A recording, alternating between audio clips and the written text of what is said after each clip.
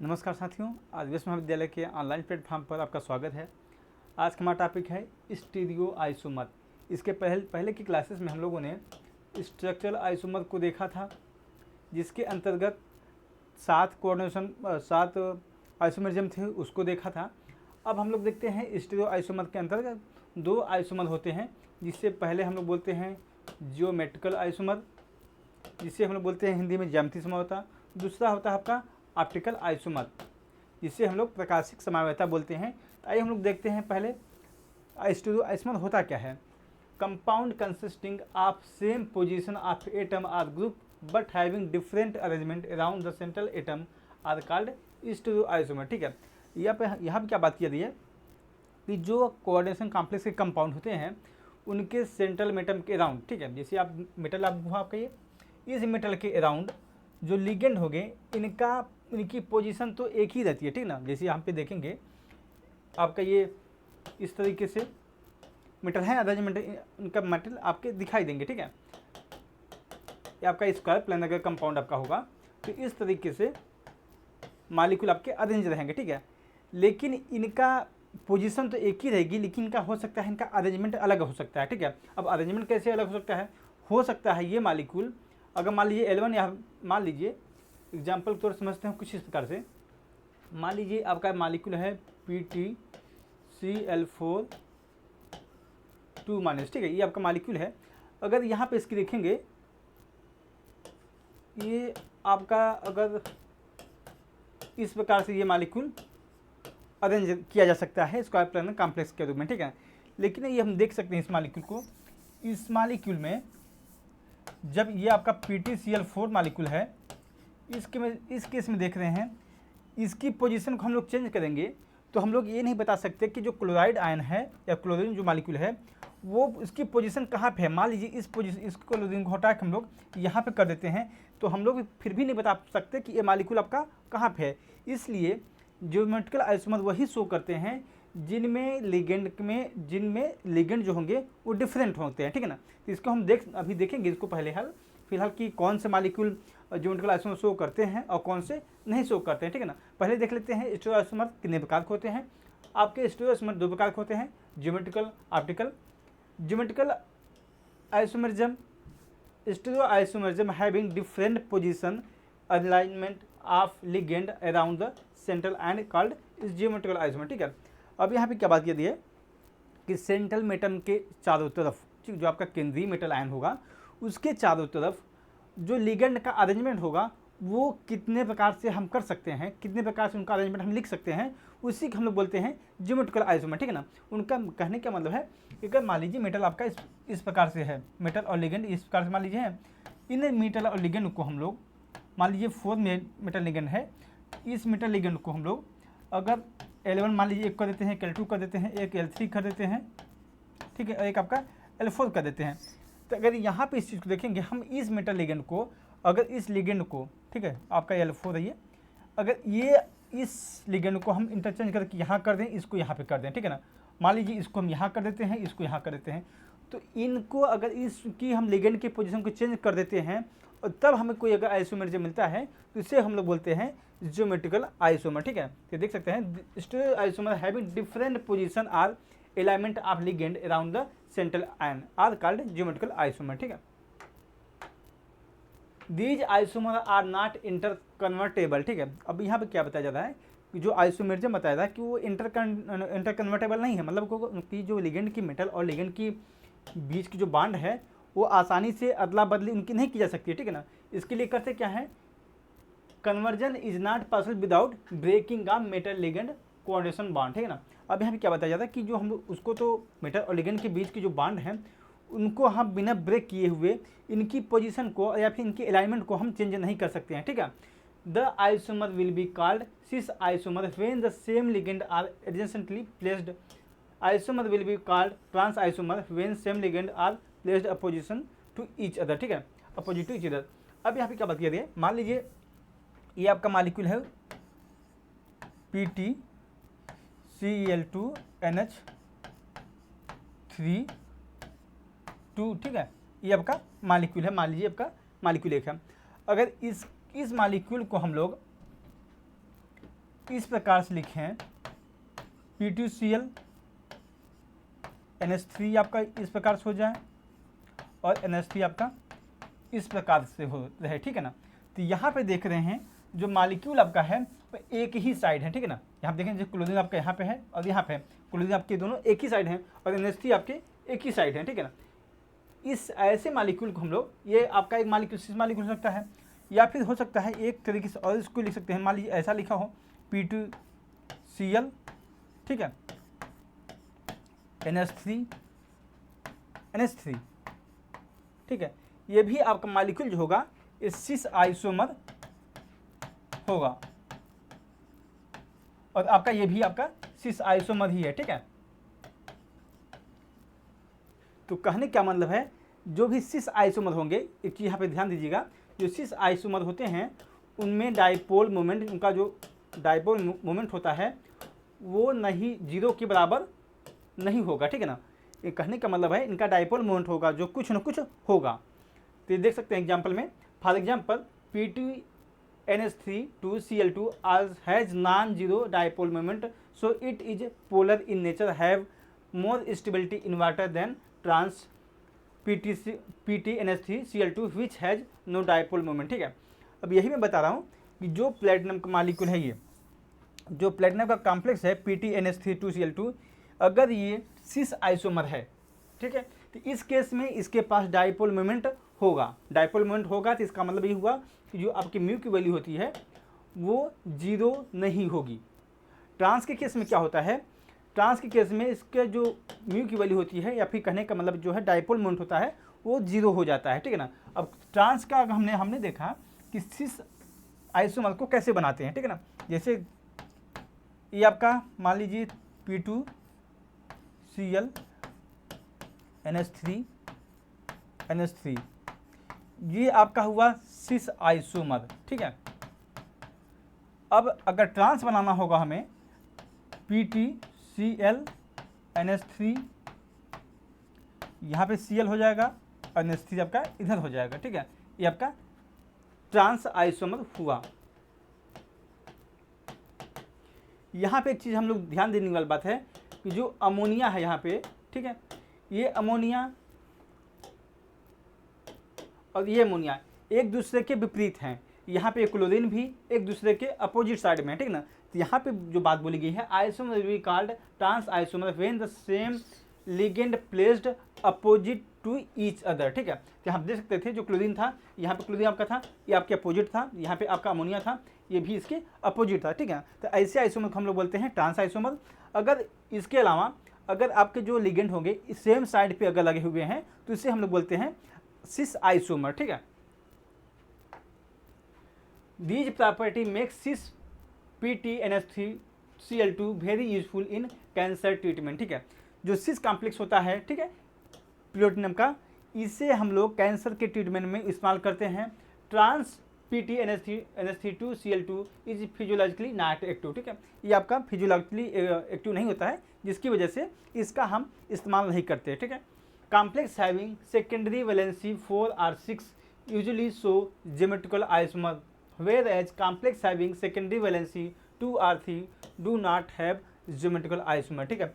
अब यहाँ बेसिकली बात क्या की जा रही है, जो आपकी सेकेंडरी वैलेंसी होती है उसे हम लोग बोलते हैं कोऑर्डिनेशन नंबर।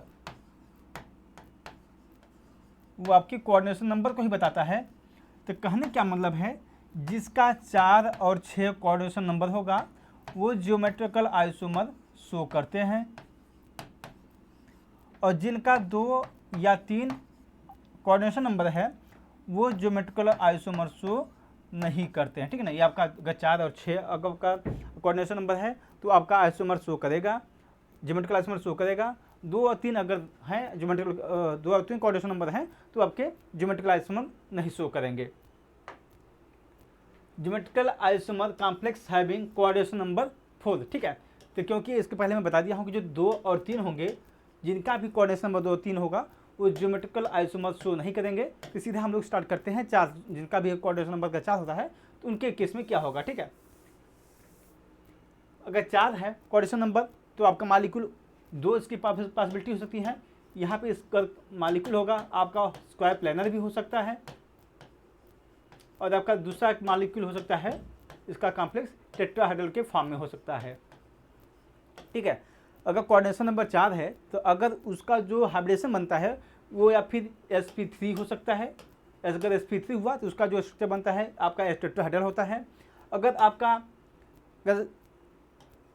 dsp2 हुआ या फिर sp2d हुआ, इस केस में आपका जो स्ट्रक्चर बनता है वो स्क्वायर प्लेनर बनता है। और इस केस में हम लोग इसकी ज्योमेट्रिकल आइसोमर जो ज्योमेट्रिकल आइसोमर होता है इसको हम लोग प्राप्त करते हैं, लेकिन टेट्राहेड्रल जो मालिक्यूल होते हैं वो ज्योमेट्रिकल आइसोमर नहीं शो करते हैं। ठीक है ना, तो आप देख सकते हैं इसी बात को यहाँ पर लिखा गया है कि tetrahedral complex geometrical isomerism is not shown by tetrahedral complex even if all ligand are same or different. ठीक है, तो यहाँ पे क्या बताया जा रहा है कि मान लीजिए अगर ऐसा कोई कॉम्प्लेक्स है जो टेट्राहेड्रल कॉम्प्लेक्स है, ठीक है, अगर वो टेट्राहेड्रल कॉम्प्लेक्स हो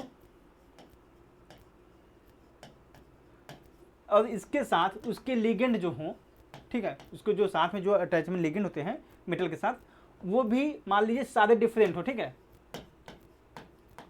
उस केस में भी जो टेट्राहेड्रल कॉम्प्लेक्स होते हैं वो ज्योमेट्रिकल आइसोमर शो नहीं करते हैं। ठीक है ना, अब ऐसा क्यों होता है? Different because ligand are adjacently placed at 109.828 degree. ठीक है, अब यहाँ पे क्या बताया जा रहा है कि इसका कारण जो शो नहीं करता है ज्योमेट्रिकल आइसोमर टेट्राहेड्रल कॉम्प्लेक्सेस, उनका कारण होता है एंगल, क्योंकि जो इसमें मेटल इसका एक्चुअली में टेट्राहेड्रल जो कॉम्प्लेक्स होते हैं उनका स्ट्रक्चर कुछ इस प्रकार से बनता है।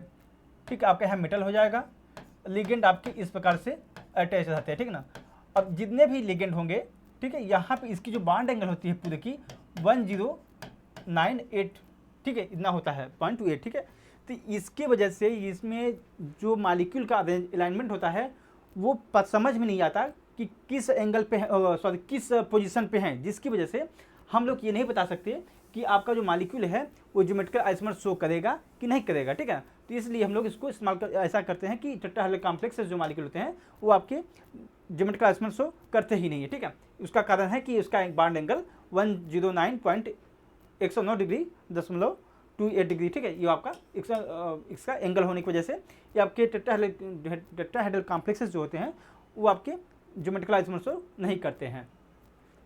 अब हम लोग देखते हैं स्क्वायर प्लेनर के। ठीक है, हम लोगों ने देख लिया जब कोऑर्डिनेशन नंबर 4 है तो इसमें आपने देखा टेट्राहेड्रल कॉम्प्लेक्सेस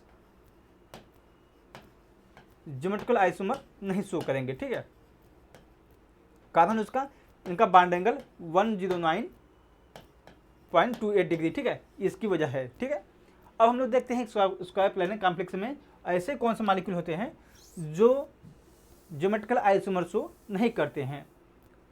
पहला देखेंगे Ma4। ठीक है, जहाँ पे हम बता दें पहले आप लोगों को, यम आपका मेटल होगा। ठीक है, अगर ए आपका लिखा हुआ है तो ये आपका लिगेंड होगा, बी भी आपका लिगेंड होगा। अगर इस प्रकार से लिखा हुआ है ए लिखा है तो इसका मतलब हुआ कि ये सिमेट्रिक बाइडेंटेड लिगेंड है। ठीक है, अगर ए बी है इस प्रकार से लिखा हुआ है तो ये एसिमेट्रिक बाइडेंटेड लिगेंड है। ठीक है, तो बेसिकली क्या है कि आप लोग इतना चीज़ें पता होनी चाहिए। ठीक है, अब यम आपका है मेटल हुआ, ए आपका लिगेंड हुआ और 4 है। ठीक है, तो इसका क्या मतलब हुआ, Ma4 टाइप जो मॉलिक्यूल होंगे वो स्क्वायर प्लेनर होंगे और ऊपर से ये ज्योमेट्रिकल आइसोमर नहीं शो करेंगे। ठीक है, Ma4 टाइप मॉलिक्यूल अगर देखेंगे तो इसको लिख सकते हैं NiCl4 2-।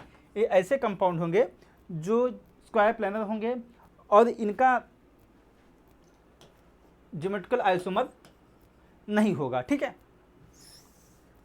अब इस प्रकार से देखेंगे Ma3b। ठीक है, ये अगर देखेंगे ये भी आपका मॉलिक्यूल जो होगा ये भी आपका मॉलिक्यूल ज्योमेट्रिकल आइसोमर शो नहीं करेगा। ठीक है, अब यहाँ पर कहने का मतलब होगा, मान लीजिए कुछ इस प्रकार से हो PTNS3, ठीक है, 3 हो जाए यहाँ पे और यहाँ पे आपका Cl हो जाए। ठीक है, इस प्रकार से आपका कोई अगर मॉलिक्यूल है तो आप देखेंगे कि ये मॉलिक्यूल भी आपका ज्योमेट्रिकल आइसोमर शो नहीं करेगा। ठीक है, अब यहाँ पे लिखा है MAA। ठीक है, यहाँ पे क्या हुआ, इसका मतलब सिमेट्रिक मॉलिक्यूल है। अब इस केस में हो सकता है आपका मॉलिक्यूल इस प्रकार से हो निकिल En2। ठीक है, तो यहाँ पे इथाइलिन डाइमीन का जो स्ट्रक्चर होता है कुछ इस प्रकार से बनता है, CH2, ठीक है।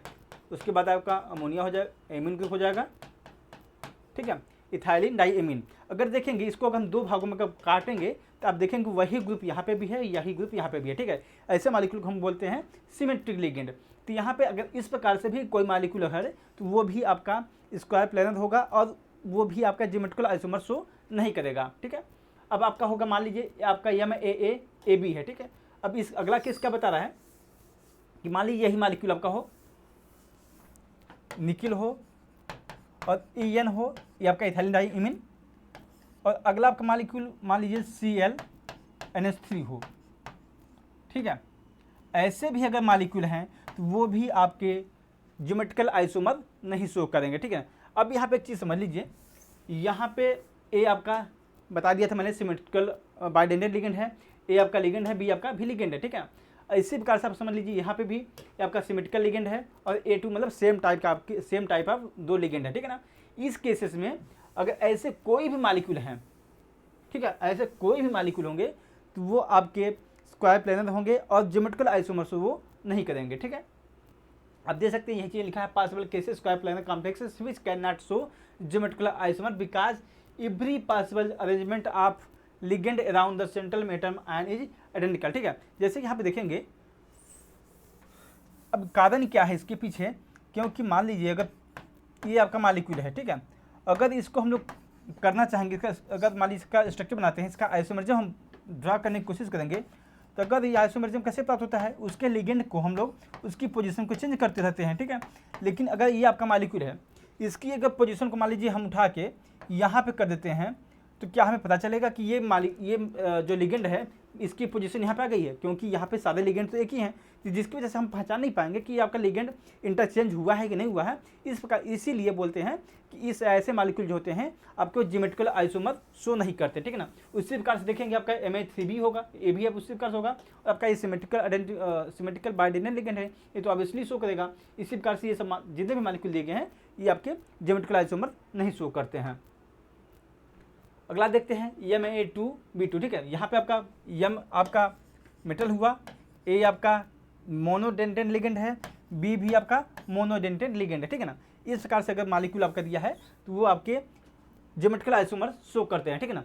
MA2B2 complexes like P2NH3Cl2 and P2PyCl2 show geometrical isomer the cis and trans isomer of PTNH3CL2। आप देख सकते हैं यहाँ पे।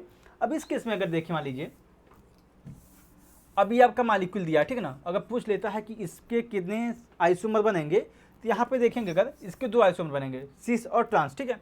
और ये यहाँ पे देखिए, यहाँ प्लेटिनम है, अमोनिया यहाँ पे भी है, ठीक है, और ये अमोनिया यहाँ पे भी है, ठीक है। आप देखेंगे अमोनिया दोनों एक ही साइड पे लगे हुए हैं और क्लोरीन आपके दोनों एक ही साइड पे लगे हुए हैं, ठीक है ना। तो ऐसे आइसोमर को हम बोलते हैं सिस आइसोमर। अगला केस देखते हैं, अगर हम लोग यहाँ पे देखेंगे अमोनिया आपका, एक अमोनिया यहाँ पे है, ये दोनों अमोनिया अपोजिट साइड में लगे हुए हैं, जिसकी वजह से इसको हम बोलते हैं ट्रांस आइसोमर, ठीक है। इसका डाइपोल मोमेंट 0 होगा, इसके केस में इसका डाइपोल मोमेंट 0 नहीं होगा, ठीक है ना, नॉट इक्वल 0। ये चीज़ें हमें पता होनी चाहिए कि सिस और ट्रांस आइसोमर कैसे बनते हैं, ठीक है। MA2BC, ठीक है। अब यहाँ पे क्या किया गया कि दो लिगेंड तो समान हैं, ठीक है। मान लीजिए जो दो लिगेंड है आपका Cl2 है, लेकिन BC मतलब आपका एक Cl हो जाता है, मान लीजिए एक आपका Br हो जाता है, और आपका A2 जो आपका मान लीजिए अमोनिया हो जाता है, इस प्रकार से NH3 हो जाता है। तो ऐसे का लिगेंड है तो अभी आपके स्क्वायर प्लेनर कॉम्प्लेक्स होंगे और वो ज्योमेट्रिकल आइसोमर को शो करते हैं। MA2BC complexes like PTNH3 PyCl, ठीक है। आपका देख लीजिए ये आपका A2 टाइप कंपाउंड है, ये आपका B हुआ और आपका AC हुआ, ठीक है। ऐसे का कोई भी कॉम्प्लेक्सेस होंगे तो वो ज्योमेट्रिकल आइसोमर को शो करते हैं, ठीक है। यहाँ देख सकते हैं show geometrical isomer the cis and trans isomer of P2 Py2 NH3Cl are depict in, ठीक है। इसके आइसोमर को हम देख सकते हैं, इस स्ट्रक्चर में दिखाया गया है कि कैसे इसका स्ट्रक्चर बनता है, ठीक है। अब सी से अगर देखना चाहेंगे हम लोग, जो पी वाई है, पिरिडीन से बोलते हैं हम लोग। पिरिडीन जो है आपका एक सी साइड में है, ठीक है ना, तो ऐसे मालिक्यूल को हम लोग बोल देंगे सिस आइसोमर, ठीक है। अब इस केस में अगर देखेंगे जो पी वाई की पोजीशन है वो अपोजिट है, ठीक है, तो ऐसे आइसोमर को हम लोग बोलेंगे ट्रांस आइसोमर, ठीक है। तो कहने का मतलब है कि अगर ऐसा मॉलिक्यूल अगर दिया गया है तो आपका ज्योमेट्रिकल आइसोमर वो शो करता है, ठीक है। अगला देखते हैं स्क्वायर प्लेनर कॉम्प्लेक्स MABCD, ठीक है। मान लीजिए मेटल के साथ चारों लिगेंड आपके अलग अलग दिए गए हैं, उस केस में 3 possible isomer are shown in, ठीक है। अब देख लीजिए अगर मान लीजिए मेटल के साथ चारों लिगेंड आपके अलग अलग दिए गए हैं तो उस केस में आपके 3 आइसोमर ज्योमेट्रिकल आइसोमर बनते हैं, ठीक है ना। तो पहले आप देख सकते हैं यहाँ पे अगर देखेंगे अमोनिया, मान लीजिए कि इसकी मान लीजिए हम पोजीशन कर देते हैं 1 2 3 और 4 कर देते हैं, ठीक है ना। यहाँ देख लीजिए पहले आपका अमोनिया यहाँ पे पहले पे है, ठीक है। लेकिन इस केस में क्या हुआ, जो पिरिडीन आपका है इसकी पोजीशन आपकी तीसरे पे चली गई और क्लोरीन आपका दूसरे पे आ गया, ठीक है ना। तो आपका एक अगर देखेंगे तो ये आपका दूसरा हुआ, आपका पहला ही था। अगर इस केस में देखेंगे क्या, हम लोग Br की जो पोजीशन है यहाँ पिरिडीन के साथ हम लोग इंटरचेंज इसको कर दिए हैं, ठीक है ना। Br को हम यहाँ ला दिए और क्लोरीन को यहाँ ला दिए, ठीक है ना। यहाँ पे आपका तीसरा आइसोमर बनता है, ठीक है। बेसिकली यहाँ पे क्या होता है, एग्जाम में अक्सर कंपटीशन एग्जाम में पूछा जाता है कि अगर मान लीजिए आपको मॉलिक्यूल दिया जाएगा कुछ इस प्रकार से MABCD टाइप, ठीक है ना। सीधा पूछेगा कि इस तरह के कॉम्प्लेक्सेस के कितने प्रकार के ज्योमेट्रिकल आइसोमर बनते हैं, ठीक है ना। तो वहाँ पर एग्जाम आपको ऑप्शन दिया रहेगा 2 3 4 जो भी दिया रहेगा, ठीक है ना। तो आप लोग जानते रहेंगे तो सिंपल से लगा देंगे 3 इसके ज्योमेट्रिकल आइसोमर बनते हैं, ठीक है ना। बाकी जो चीज़ें हैं नेक्स्ट क्लास में हम लोग देखेंगे।